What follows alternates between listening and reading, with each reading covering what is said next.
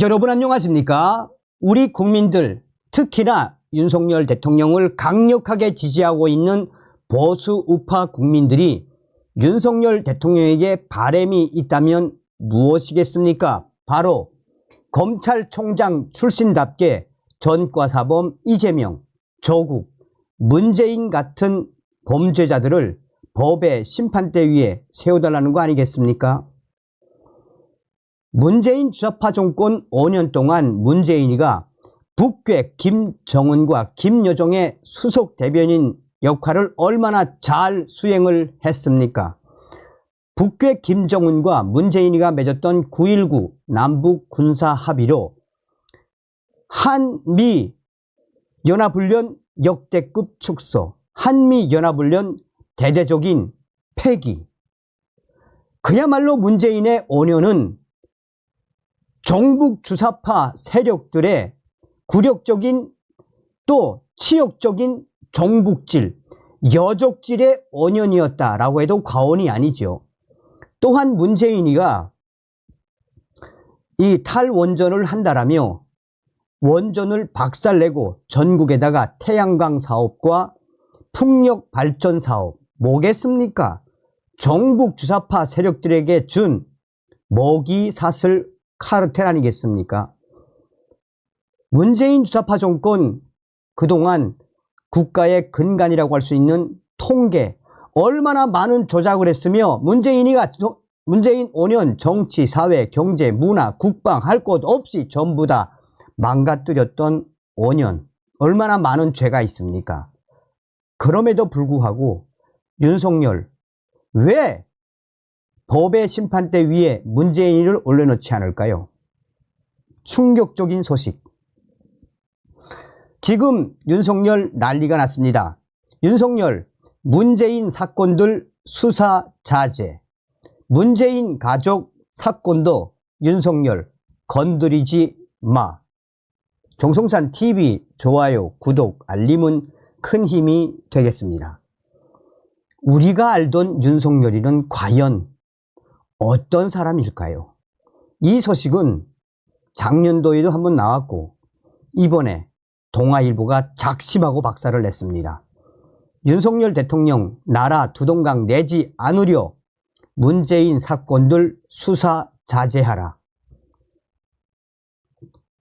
친윤 국민의힘 홍석준, 윤석열 감옥행, 안민석 공갈, 협박 더 넘어.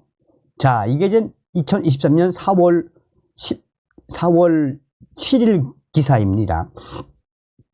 홍석준 국민의힘 위원이 7일 안민석 더불어민주당 위원회 윤석열 대통령 내외 감옥행 발언에 대해 안민석 위원이 굉장한 실언을 했는데 사과 한마디 안 하고 있다라고 지적했습니다.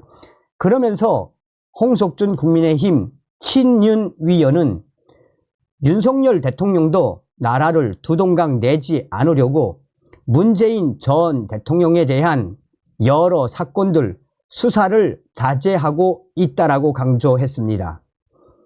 홍석준 위원은 시사저널과의 인터뷰에서 안민석 위원은 내년 총선 직후 윤 대통령 내외에게 감옥을 갈 것이란 굉장히 실언을 했다라며 공갈 협박이 도를 넘었는데 사과 한마디 없다라고 비판했습니다. 그러면서 안민석 위원은 5선이나 했는데 이제 위원직을 그만둬야 한다라고 주장을 했습니다. 친윤 홍석준 위원은 윤석열 정부가 문재인 전 대통령과 관련된 수사를 일부러 자제하고 있다고 거듭 강조했습니다. 검찰이 민주당 인사들을 겨냥한 표적 수사를 벌이고 있다는 의혹은 현실 왜곡이라는 주장입니다. 친윤 홍석준 위원은 소외 공무원 사망 사건을 보십시오. 정의영 전 국가안보실장과 서훈 전 국방부 장관 선에서 끝내고 있지 않습니까? 라며 어떻게 당시 대통령에게 보고를 안 하거나 대통령의 지시가 없었겠습니까? 라고 반문을 했습니다. 그러면서 홍석준 위원은 그럼에도 불구하고 윤석열 대통령은 나라를 두 동강으로 만들지 않으려고 문재인 전 대통령 관련된 사건들 수사를 자제하라고 하고 있는 것이라며 있는 것이라며 윤석열 대통령이 문재인 전 대통령과 관련된 수사를 자제하라고 하는 것이 무엇이겠나라고 다시 한번 강조했습니다. 또한 홍석준 위원은 앞선 전직 대통령들도 각종 의혹으로 감옥에 간 사례가 많다라며 계속 이렇게 가다가는 대한민국은 전직 대통령이 감옥에 계속 들락날락하는 국가로 이미지가 박히지 않겠나라며 대통령이 우려했다라고 강조했습니다. 그는 최근 미국의 트럼프 전 대통령이 미국 역대 대통령 중 최초로 기소를 당한 사례도 언급하며 미국 현지 언론에서 해당 관련 이슈에 대해 보도할 때 조롱하듯 우리도 한국처럼 되어간다고 말하더라라며 매우 부끄러웠습니다 라고 토로했습니다. 한편 안민석 위원은 지난 5일 BBC 라디오 전영신의 아침 저널에 출연해 내년 총선에서 국민의힘이 패할 것이라며 그 여파로 정권 교체가 이루어지면 윤석열 대통령 내외가 감옥에 갈 수 있다고 주장했습니다. 해당 발언은 민주당 추진 법안을 본회의에 직회부하면 대통령이 거부권을 행사하는 악순환에 대해 논평하는 과정에서 나왔습니다. 자, 이것도 충격적인 기사죠. 충격적인 기사죠. 동아일보 이기영 칼럼 김건희 여사 엄정한 사법 처리만이 윤 정권 살 길이다. 윤 참패 원인은 부인 문제로 공정 이미지 상실. 검찰 김건희 여사 공개 소환에 철저히 수사해야. 윤석열 대통령 문재인 가족 수사하지 마. 윤석열 대통령 문재인 가족 사건 건드리지 마. 왜? 총선 며칠 후 총선 결과보다 더 놀라운 얘기를 여권 사람들에게서 들었습니다. 윤석열 대통령은 별로 변하지 않은 것 같다는 전언이었습니다. 김건희 여사가 머지않아 소셜 네트워크 서비스 활동을 재개할 가능성이 있다는 얘기도 덧붙여졌습니다. 수많은 보수 지지자들이 울분과 절망감을 겪고 있는데 정작 대통령 부부는 다른 세상에 살고 있다는 건가요? 귀를 의심하면서 그들이 잘못 관측한 것이리라 생각했습니다. 그러나 오래지 않아 그들의 관측이 옳았음을 보여주는 일들이 이어졌습니다. 윤석열 대통령이 별로 변할 의지가 없음을 보여준 지난 16일 국무회의 발언에 이어 17일 새벽에는 박영선 총리, 양정철 비서실장설 파동이 비선 라인의 활동 재개를 다시 확인시켜 주었습니다. 총리 실장설은 공식 인사, 정무, 홍보 라인이 아니라 대통령 부부와 개인적으로 가까운 사람들의 입에서 나왔습니다. 윤석열 대통령은 총선 참패의 원인이 한동훈 대표와 당의 잘못 때문이라는 인식을 갖고 있다고 합니다. 공천 개입을 자제하는 등 당을 위해 그렇게 해 주었는데도 선거를 망쳤다라는 것입니다. 부정확한 인식입니다. 지금 현재 총선 참패의 원인은 99% 대통령이 제공했습니다. 최고 지도자가 모든 허물을 안고 가야 한다는 도의적, 정무적 차원에서의 표현이 아닙니다. 객관적, 실질적으로 분석할 때 거의 전적으로 대통령이 패배 요인을 제공한 선거였습니다. 물론 윤석열 대통령 이외에도 패배 원인은 100가지도 넘게 꼽을 수 있습니다. 하지만 100개가 다 합쳐도 총량에서 전체 원인의 1%가 됩니다. 윤석열 대통령이 국민 과반수의 미움을 사게 된 근본 원인은 자신의 최대 장점이고 경쟁력인 공정 이미지와 정반대로 행동했기 때문입니다. 부인을 감싸돌며 사과마저 거부하고 오만과 불통 이미지를 끊임없이 각인시켜준 결과입니다. 조국 추미애가 대통령 윤석열 탄생의 1등 공신이었듯 이젠 품앗이 하듯 윤석열 대통령이 조국 추미애 부활의 1등 공신 역할을 해준 셈이 됐습니다. 대통령이 힘과 권위, 신뢰를 되찾으려면 공정 이미지를 회복해야 합니다. 유일한 방법은 김건희 여사 문제를 국민 다수가 고개를 끄덕일 수 있는 수준으로 처리에 매듭 짓는 것입니다.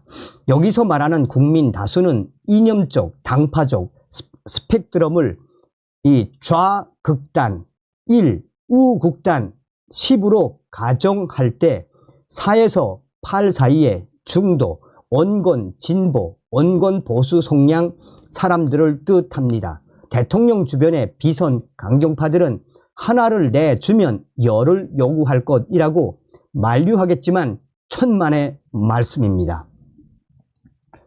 1에서 3 좌파는 하나를 받으면 열을 요구하겠지만 그들은 어떤 경우에든 그러는 세력이니 대책을 세울 때 아예 고려의 대상에 넣을 필요가 없습니다. 오로지 3에서 8 국민들만 바라보고 전략을 세워야 합니다. 이들이 외면하면 정권은 고립됩니다. 줄 건 주고 받을 건 받아야지 계속 감싸기만 하면 하나가 아니라 전부를 잃게 됩니다. 첫 걸음은 검찰의 엄정한 사법 처리입니다. 김건희 여사를 빠른 시일 내에 공개 소환하고 압수수색을 포함해 적극적 수사 의지를 갖고 임해야 합니다. 탈탈 털었다가 대통령의 입이 아니라 국민들 사이에서 저절로 나올 수준이 되어야 합니다.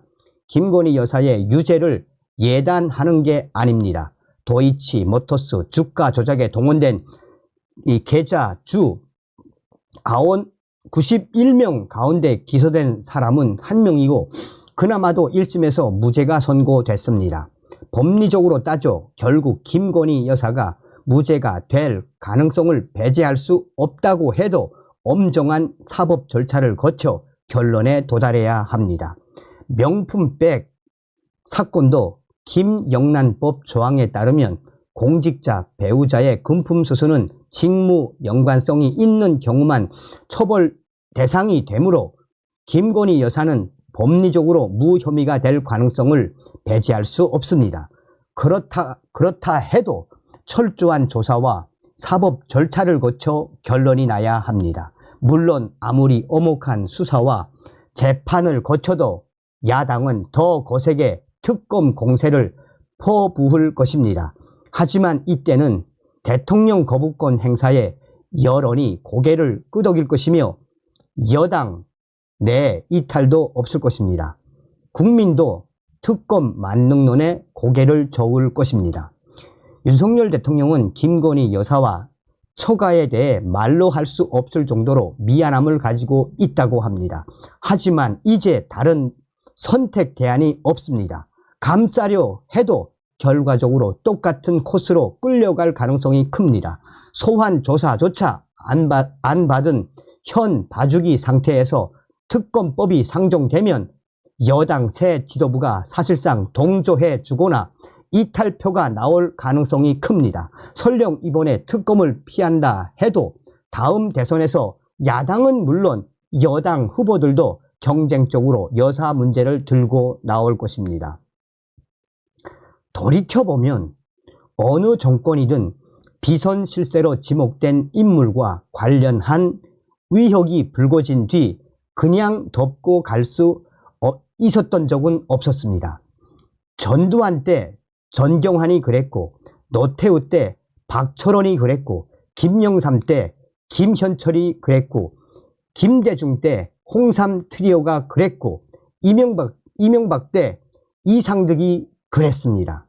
그런데 충격적인 것은 문재인 전 대통령 가족만 예외인 것은 윤석열 대통령이 문재인 전 대통령 가족을 건드리는 걸 한사코 마다하기 때문입니다. 왜 윤석열 대통령은 문재인 전 대통령 가족만 예외인 것입니까? 왜 윤석열 대통령은 문재인 전 대통령 가족들과 그 사건들에 대해 건드리는 걸 한사코 마다하는 거겠습니까? 다음 정권도 그럴까요? 비리 발생 시점이 재임 중이라면 가족의 구속 수감이 정권의 도덕성에 타격이 되겠지만 도이치모터스 사건은 12년도 더 지난 결혼 전 얘기입니다.